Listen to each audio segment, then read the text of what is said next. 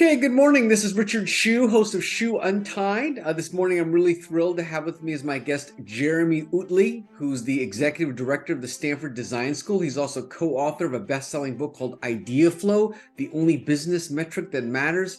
Jeremy, welcome to the program. Thanks for having me, Richard. So why don't you start by telling me a little bit about the Stanford Design School? It's not something I'm super familiar with. I honestly didn't even know they had one. So maybe you can just talk a little bit about that and how you got into the role of executive director there. Yeah, so I run executive education programs, or I have for the last dozen years, and I stumbled into it. I was a business school student back in the 2007 timeframe. I actually was working at a startup in Delhi, India, doing business development work. And as I was kind of jamming in my spreadsheets, typical MBA stuff, I started hearing tinkering down the hall.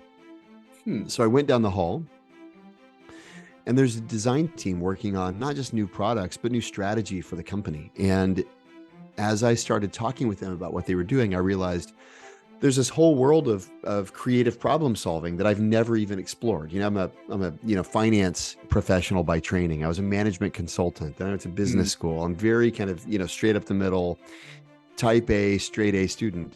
And designers going to live in the slums, to live among the people they're designing for, was just unheard of to me. And designing new products and services, it was something that was totally novel to me.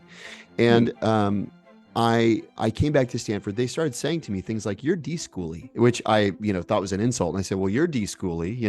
They said, no, it's not an insult. What that means is you have human values like people at this design institute. It's new. It started in 2005 at Stanford, and you should go check it out." And so after I came back from Delhi, fall 2008, I started taking classes as electives while I was in business school. And my eyes were open to a radical new way of working, where creativity and the right half of your brain was foregrounded as kind of equal partner to your analytic capability and disciplinary depth. And it radically changed my life. So they invited me to spend 1 year in a faculty fellowship program. And after a year, it became clear that going back to management consulting, I wouldn't be true to myself. And so at the end of that year, it was 2010, there was an opportunity to kind of create a business out of some of our nascent executive education offerings. And so in the summer of 2010, myself and my co-author, Perry Clay-Bon, undertook a project to transform what had been largely a bespoke, highly customized operation into a standardized, now industry leading design thinking training program for mid-career professionals. And it's actually learnings from those last dozen years, not only at Stanford, but also increasingly as we've built capacity building operations in organizations around the world, whether that's in Malaysia or Israel or Colombia or in Cleveland, Ohio, right? Building the ability for organizations and individuals to think differently and solve problems differently. Some of the key learnings that drove the writing of the book IdeaFlow. Well, what are some of the courses in this executive education? What is involved in the course on design? Well, fundamentally, we believe at the D School that you should put the human being you're designing for in the middle of your problem-solving process. You should seek to understand them and their unmet needs and their latent needs, intrinsic, motivations in order to identify problems worth solving. It's not just solving the right problems, but it's actually finding problems worth solving, right? It's a problem finding methodology that we teach. And so we teach them tools to find and frame better problems, and then tools for ideation and rapid prototyping and user testing, specifically for interdisciplinary teams. And what we found, and part of the genesis of the D School program at Stanford, was the realization by David Kelly, who's the founder of IDEO, and he's also the founder of the D School, that all of our disciplinary buckets were basically going deeper and deeper and deeper in academia. And he had a conviction that perhaps we should place a side bet on going broad and collaborating, creating what are known as T-shaped learners, right? Where there's disciplinary depth on the kind of down bar, but then there's an ability to collaborate with other disciplines on the horizontal bar. And so design thinking was really created as a language for interdisciplinary collaboration. Mm-hmm. And so we teach a standard process whereby teams that are mixed of business school and law school and engineering and medical school, mixed backgrounds, can come together and amplify their respective contributions. Because what we were seeing is teams that from a radically diverse background are basically trying to figure out at every stage who's the expert right now, who should we all be deferring to, rather than bringing their kind of cumulative ability to bear on the problem. So how did this lead you to write this book, IdeaFlow? Well, one of the things that we've seen, and we're guilty in the sense that we often run workshops, but we've seen this phenomenon in organizations, over the last 10 years, creativity and innovation have reached a level of hype that can only be described as almost a fever pitch, right? It's everybody hypes innovation. Everybody hypes the importance of creativity. And yet for all the hype, our observation is it remains one of the most underdeveloped capacities of individuals and organizations. So there's an enormous delta between what people are saying and what they're doing. And what organizations say they value and what they actually operationalize and resource. And the kind of the irony is organizations are deploying workshops thinking that's building the capability, which is not true. Innovation isn't a workshop. It's not an event or a sprint or a hackathon.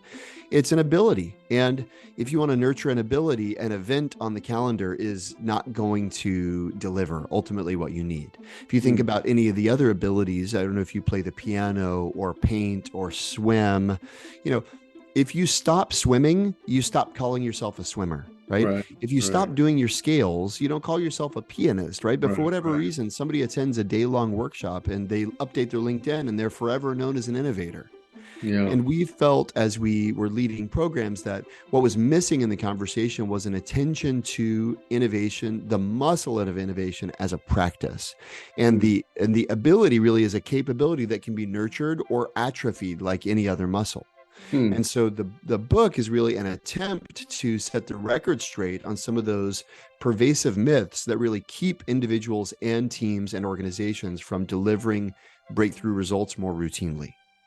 So what are the things involved in strengthening this innovation muscle or this innovation skill, as you kind of refer to it?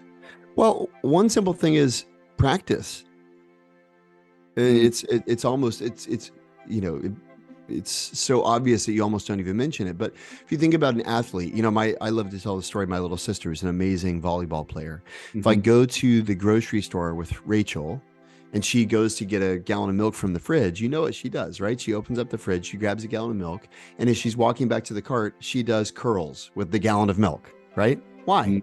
She's not at practice, her coach isn't watching, but she's got an athletic mindset. And of course, to an athlete, every gallon of milk is a dumbbell. Right? Well, that's a practice mindset, right? Well, what does an innovator do? If you want to flex the innovation muscle, what do you do? What's a curl, right? And what we see is every problem, we believe fundamentally is an idea problem, as we put it in the book, which means problems only yield to solutions, and every solution starts as an idea. And there is a practice called IdeaFlow of routinely generating novel solutions. And at its core, what we want to do is we want to get people to go past the first thing they think of. There's a psychological bias called the Einstein effect, first documented by Abraham Lutyens in 1942 and subsequently validated by people like Carl Dunker and teams at Oxford, right? But the basic gist is, I like to refer to it, by the way, as the anti-Einstein effect, not the Einstein effect, because it actually keeps us from breakthrough thinking. And what researchers have documented is the tendency of a human being to fixate upon the first solution that comes to their mind. So that you come up with a solution and you're actually prevented from seeing better solutions. Because it turns out what Ari Kruglowski, is a Russian psychologist, identified this phenomenon called seeking cognitive closure. It turns out one of the most distressing phenomena we experience as human beings is something being unresolved. So we want to resolve it. And if we've got a problem, and it can be a business problem like a new product or new service or something like that, but it could also be a personal problem. Like, I had a personal problem the other day. How do I respond to my children? I have 4 daughters. When they, break something in the house. They actually broke a 100-year-old window in our house the other day. What do I do? Well, when I realized that my natural instinct, my problem solving instinct is to, quote, think of the right answer. Then I can start to recognize, here's an opportunity to do curls. Why not come up with 10 answers? And when you shift the goalpost, very simply, instead of looking for quality, when you shift the goalpost to quantity, you bypass the Einstein effect.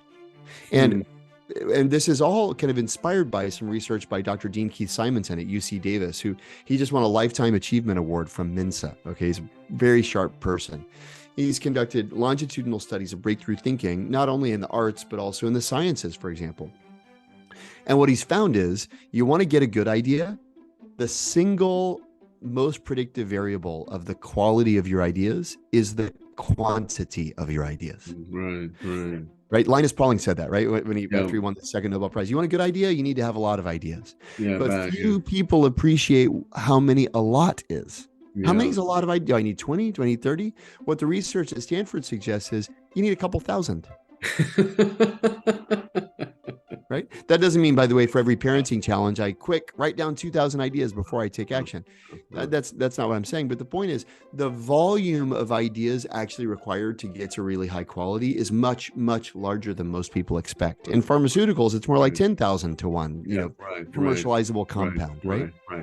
But when you realize, wow, quantity matters, then you start to orient differently. How do I interact with collaborators? How do I interact with the market and with my customers? When I realize that volume is kind of the critical variable at my disposal, it changes a lot of ways in which I interact. Well, there are a lot of things that are like that. I mean, some parallels, for example, that's why venture capitalists need a lot of deal flow, right? They want to find a good idea. They need to see a lot of bad ideas. You want to find, you want to find a good house. You need to see a lot of bad houses, right? I mean, there are many things. So I guess I say this because when you think about it, I mean, why should ideas be any different, really? I mean, they're not, but recognizing our tendency is to fixate is actually a real unlock. When we realize our tendency is to fixate on a solution, by the way, there's no empirical evidence that suggests that the first solution comes to mind is the best. In fact, there is evidence to the contrary, which is to the degree that you expect better ideas to come, you have better ideas. To the degree that you expect better ideas won't come, categorically, you have worse ideas, right? Which is to say, another lever you could say to generate better ideas is keep expecting good ideas to come. But that requires that you don't close the problem, so to speak. When you close it, what you do is you cease the kind of background processing. It's known, Russian psychologist Bluma Zignarik dubbed this phrase the Zignarik effect, where if a problem remains unresolved, it actually trips your subconscious or your unconscious working memory to continue to try to resolve it. That's why they say the history of innovation is the bed, the bus, and the bathtub. What does that mean?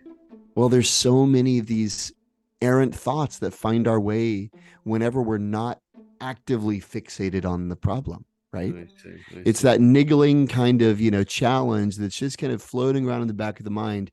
And as we're drifting off to sleep, whoa, we got an idea.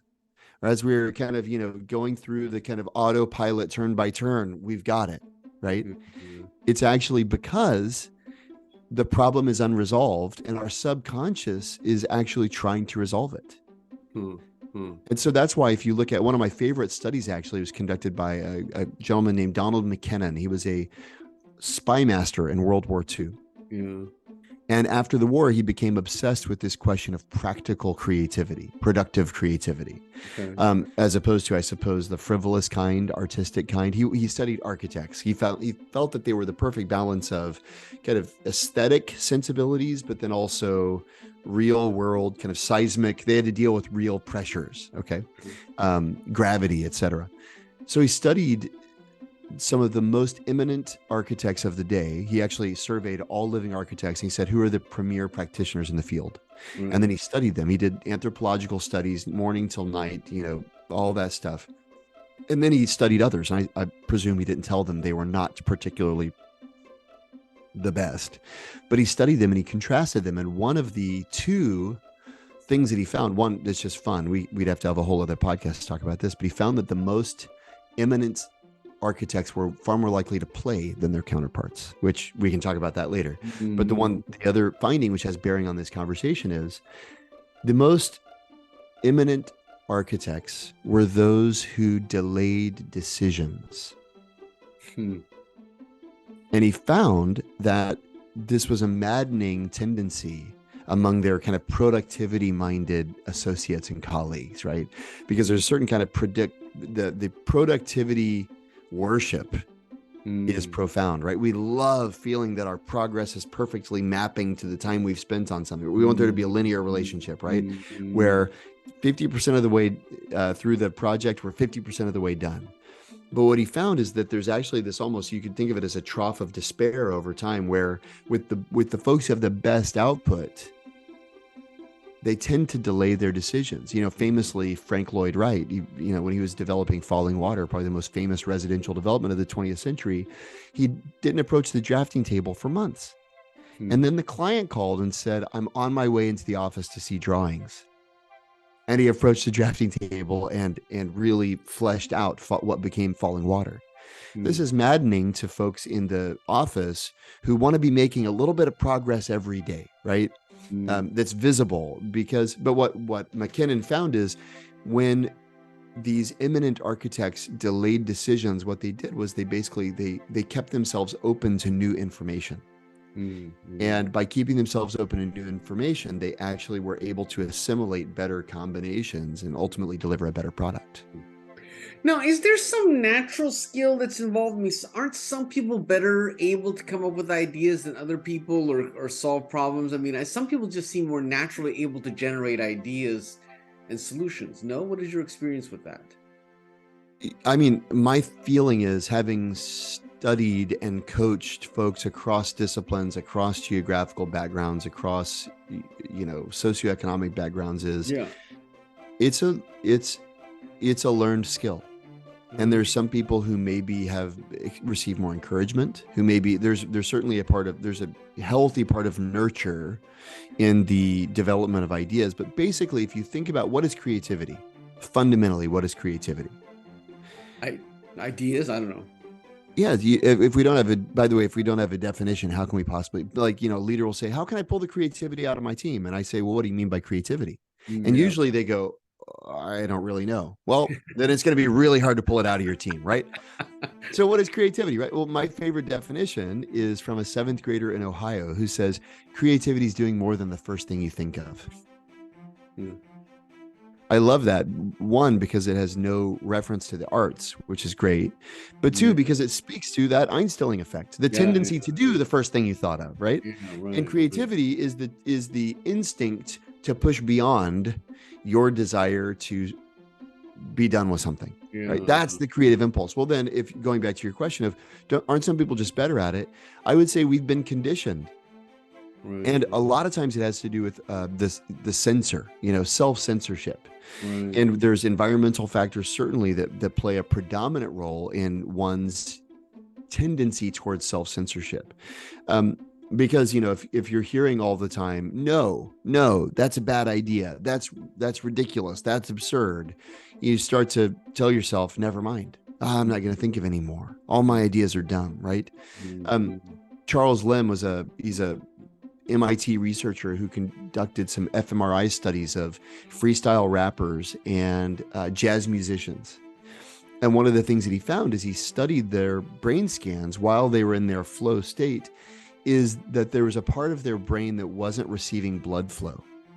And it's the part of the brain responsible for judgment. They actually turned it off. And I think that our institutions have overly valued our ability to be critical. If you think about who's a smart person in the meeting, usually it's the person who's finding the math error in column 4 on the slide. Right. Excuse me, the numbers don't add up. You go, thank you, Harry. That's a very valuable contribution. I appreciate it. Right. And that's finding errors, finding mistakes is a really valuable skill that we bring and that is absolutely needed in organizations. But organizations generally find themselves more in the convergent mode. The reason an organization gets constructed is to reduce variation, reduce deviation, and to increase standardization of this existing thing, right? The delivery of the thing, increase the reliability of the delivery of this thing, which means critical thinking and judgment is paramount. Well, in a divergent moment, what you need to be rewarding is not the ability to spot mistakes. It's the ability to see possibility, to see what's right with an idea, not what's wrong with an idea. You know, Edward de Bono, the author of Six Thinking Hats and Lateral Thinking, he said, I love this. He said, the value of an idea lies not in its own merits, but in what it does to one's thinking.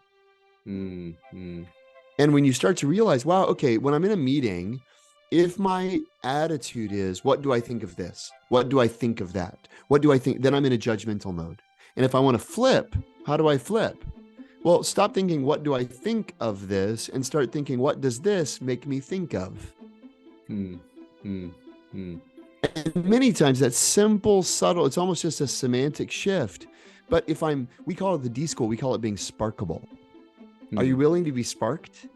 You know, oh, now that you say that, that makes me think of this. Not, now that you say that, here's what I think of that. And the value, as de Bono says, is actually in what it does, what an idea does once it's transplanted into someone else's mind and how it moves beyond what I could predict. You know, I love this quote, Thomas Schelling, he's a Nobel Prize winner in economics. He said once, no matter how heroic one's imagination, we can never think of that which would never occur to us. Right? And so what do you have to do? You have to be willing to share. You have to be willing to put, you know, poorly formed ideas out there, right? Because what is natural to you is going to be totally revolutionary to me. And that's actually a part of the creative, you know, the kind of collaborative creative dynamic that people don't get is it's not our job to be creative. It's our job to be safe enough to be obvious. Because if you are, you know, if we're in this conversation, you're going, man, what am I going to say that's like super creative? You're thwarting yourself all the time. But if you're free to be yourself and say, you know what that makes me think of? Makes me think of this. I go, whoa, Richard is super creative, right? And then, but if I respond, if I'm thinking, well, what am I going to say that's creative? Then I'm thwarting myself. If instead I say, well, what does that make me think of? Then you think, whoa, Jeremy's really creative, right?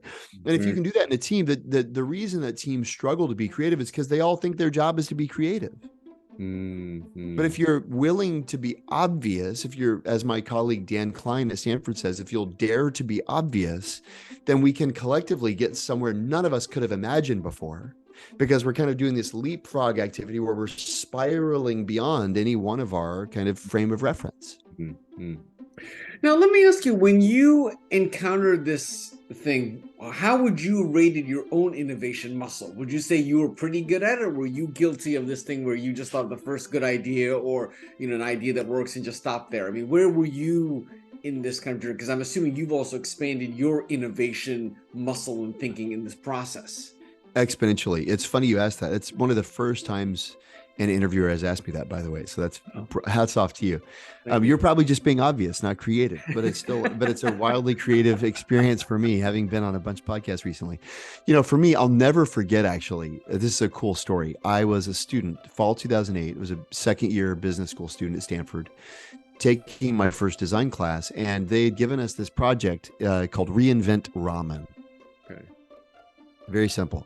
And for me, you know, having been a studious, you know, all-nighter puller in college, I had a lot of experience with ramen. You know, it's like the cheap kind of cup of noodles that gets me through. It's like the fuel that goes in my fuel tank, right? And so in my mind, I had all of these ideas about ramen. One of the things that they assigned us to do was go to a ramen shop. I didn't know there was such thing as a ramen shop. I just bought ramen at, you know, Quick Trip when I lived in Texas, right? That's it. I never even knew there's a restaurant for ramen, you know, which shows my frame of reference, right? So I go to a ramen shop, and one of the things that struck me as I was watching was everyone's slurping. They seem to really enjoy the broth. You know, to me, ramen noodles were all about the noodles. Yeah, yeah, yeah. But now I'm hearing all this slurping and I'm seeing everyone's like, people are leaving noodles, but they're drinking all their broth. It's very Yeah. interesting to me. So the imagination is triggered by new input, right? I'm getting tons of new input there. Well, then the next stage, when we're coming up with ideas, they gave a quota. They said, you've got to draw at least 50 ideas. Wow. And, I had a couple of, dummy favorite ideas that I thought would be great. Pre-wetted ramen, right? Or whatever, right? Terrible ideas. But what I found was that quota that was imposed upon me by my professors led me to go far beyond my kind of first instinct and first impulse. And I found that I already had a bunch of ideas to reinvent ramen based on my own experience. But when I was forced to come up with a number of ideas, it forced me to draw on unexpected inputs. And I ended up having this epiphany because I was thinking about the whole broth slurping. And I thought, well, the to-go ramen is all about the noodles for me. But what if there was a way to make it about the broth? What if you could have chopsticks that were hollow and that were telescoping, and the chopstick could actually become a straw, so that you could drink the broth on the go, just like you're eating on the go. That I'll never forget, Richard. That moment, I felt like I was Albert Einstein. I don't think I actually was. I don't even know, if you rate that, I don't even know how good of an idea it is. But in that moment, it struck me. I had this, you think about an epiphany. I felt like I have no idea where that came from. And part of where it came from was the exhortation to push myself to keep coming up with ideas. Right. And if I hadn't had that exhortation to keep coming up with ideas, I would have settled for the pre-wetted not ramen package that I already thought of the second I heard the challenge, right? Yeah. Interesting. Now, you obviously you teach this class, you obviously talk to a lot of corporations, I'm assuming, on this topic. I assume you get kind of the same resistance you would when you tell somebody about exercising more. They don't like the idea, right? They know how to do one thing, they come up with an idea. They don't want to think of 49 more ideas, right? Is that the resistance you get, like almost like maybe irritation, or I have 5 good ideas, why do I need 45 more, or something like that? Yeah, well, ultimately, yeah, you raise a good point, which is if somebody doesn't want to be stronger, you can't get them to exercise. Yeah. If someone doesn't want to be more creative, you can't get them to generate more ideas, period. Yeah. But so which is to say, to me, one of the greatest enemies of innovation is actually apathy.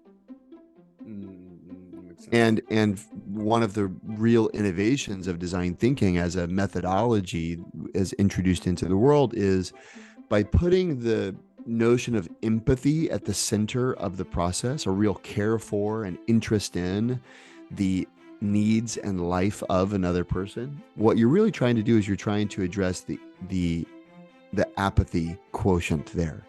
Because if you can get someone to care about another human being, the apathy goes away. And all of a sudden, what we see is people are willing to run through walls to solve a problem and leap over all sorts of organizational obstacles when they really believe this problem matters. We got to solve it. Can you believe nobody solved that? And so by foregrounding empathy, what we're doing is we're actually hacking people's care drive. Do you have trouble convincing people at the initial onset that you do need, that good ideas come from a lot of ideas? I mean, the concept you told, or do general people say like, okay, that makes sense? Is that something that people like seem very logical about, or not necessarily? What is your experience with that?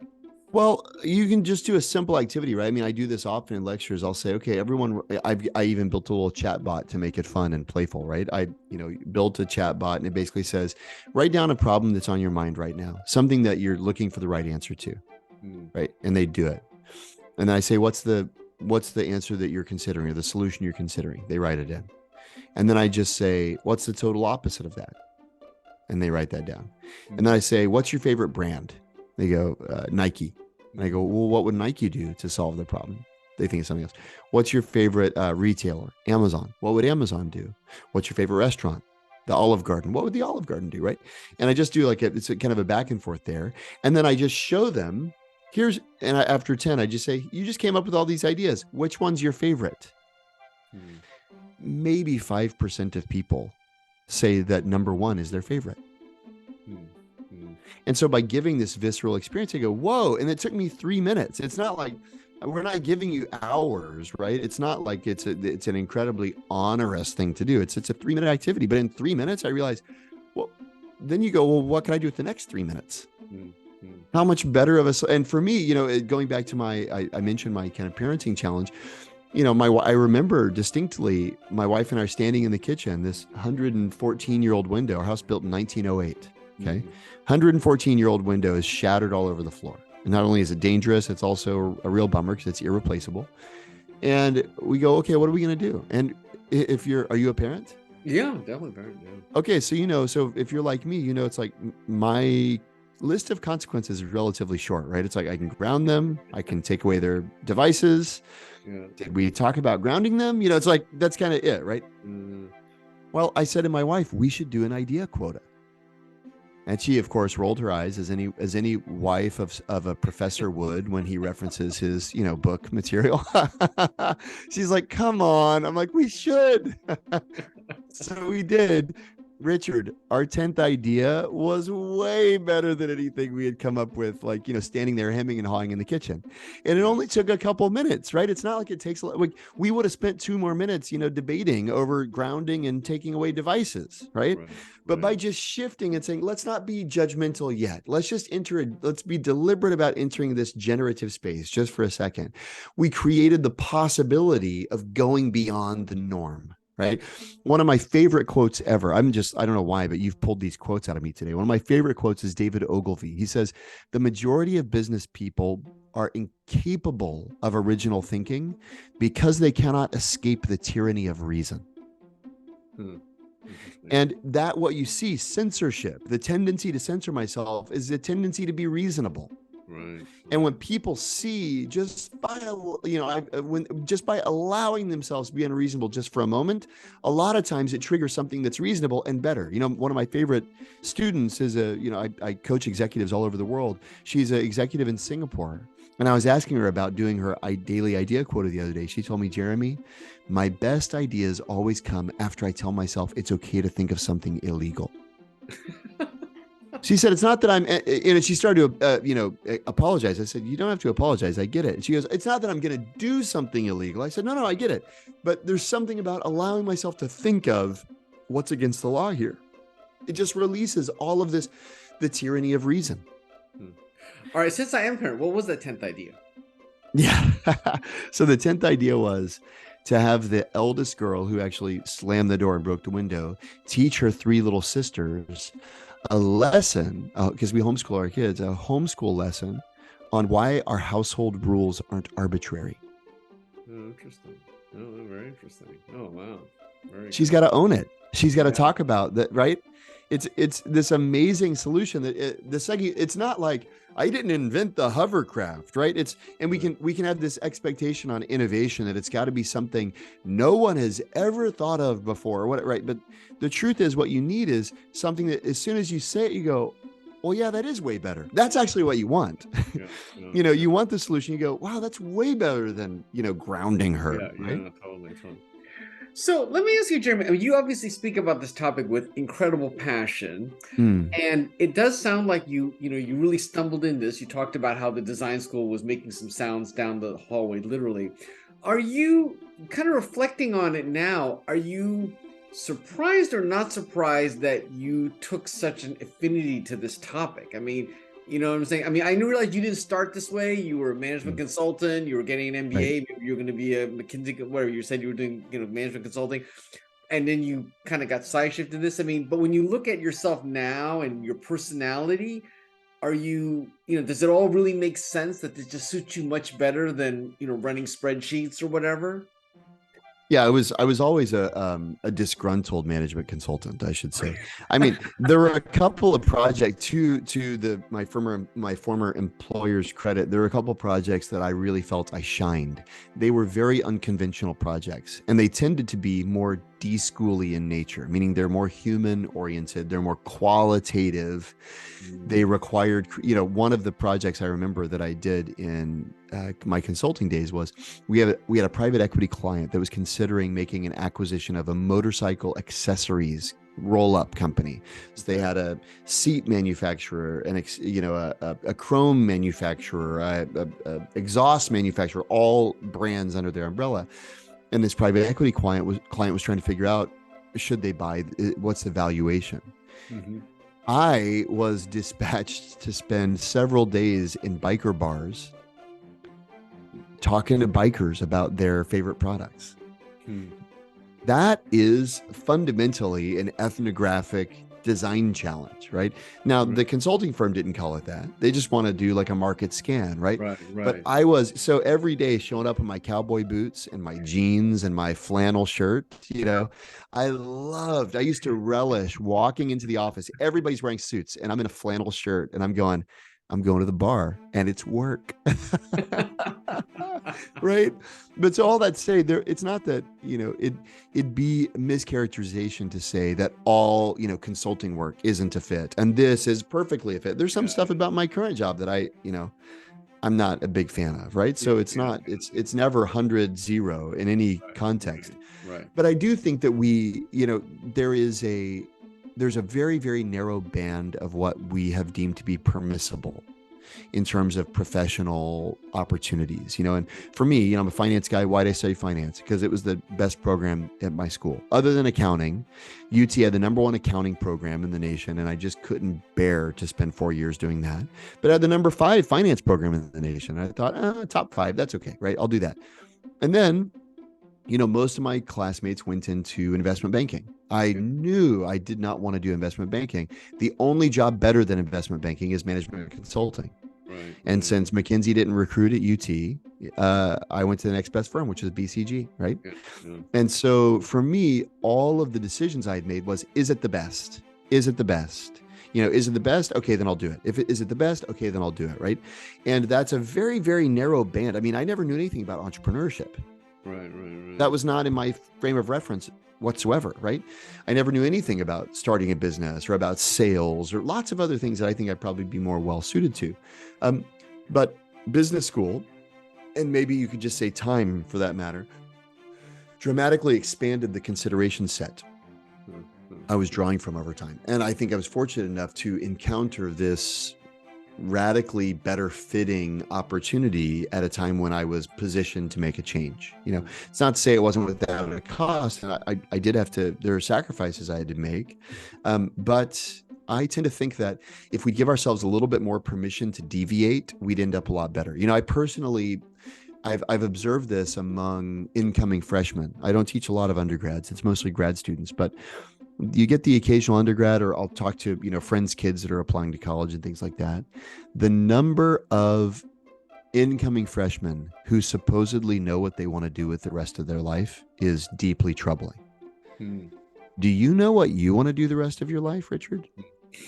I don't, Right. And I've been like a professor at Stanford for 13 years. And I go, yeah, I'm not really sure. And yet we got like a 17-year-old kid going, I know for sure I want to be an ophthalmic surgeon. It's, no, you don't. Right.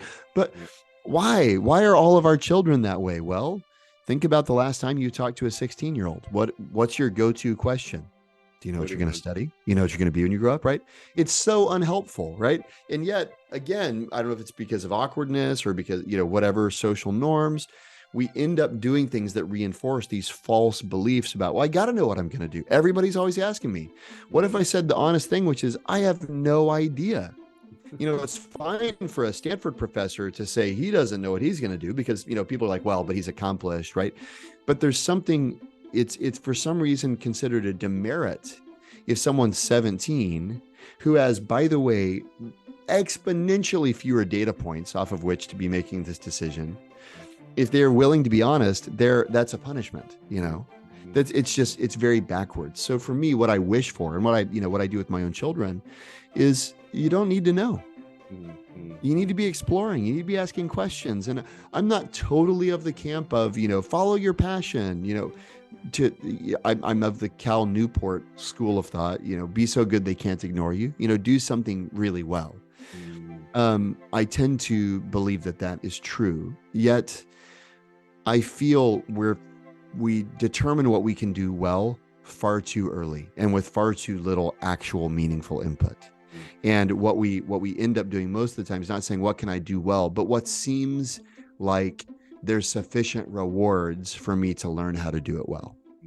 Okay, well, that's a perfect segue to my final question, which is, what is the future for Jeremy Utley? You've written the book, you've got this executive education program at the D School. What other hills are you looking to climb, or objectives do you have in your life? Yeah, that's a great question. There's a couple of things. One is I'd like to create more capacity to engage with organizations. And I'm actually in the middle of making a transition at Stanford, which is yet to be publicly announced. But I'm sure by the time this podcast gets launched, it will be. But I'm making a transition so that I can create more capacity to engage with organizations around the ideas in the book and spend time with leaders doing that. I've gotten to the point, there's a little bit too much administration and not enough of the kind of hand-to-hand frontline kind of stuff that I really enjoy. So that's one thing. And then the other thing is I'm raising a venture fund with a couple of friends who are venture capitalists and entrepreneurs. We've got a handful of folks who are remarkable entrepreneurs and venture capitalists. We're working to create, you can think of it as a backwards venture fund where we are pulling technologies, assets, IPs out of existing enterprises and capitalizing new startups that serve the kind of founding customer, if you will, and also all of their competitors too. And so we're underwriting opportunities for enterprises to convert expenses on their balance sheet into investments in new hyper-growth ventures. Well, Jeremy, this has been a really wonderful conversation. I learned so much. When you get the venture capital fund launched, please come back and tell me about it. You got it. All right. This is Richard Hsu and Jeremy Utley. Thanks.